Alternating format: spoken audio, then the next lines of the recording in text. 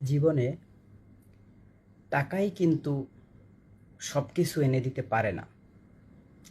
তারপরও আমরা সবাই টাকার পিছনে ছুটি। এটার কারণ কি জানেন?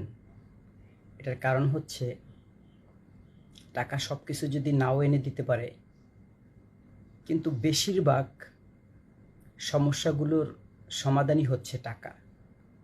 দেখুন না, টাকা এমন একটা জিনিস, আপনার পর মানুষকে আপনাকে আপন করে দিবে, আর আপন মানুষ যেগুলো পর ছিল তাদেরকেও আপনাকে আপন করে দিবে। কিন্তু আপনার যদি টাকা না থাকে, আপনার টাকা না থাকার কারণে আপনার আপন মানুষগুলো পর হয়ে যাবে, আর পর যারা আছে তারা তো পরই।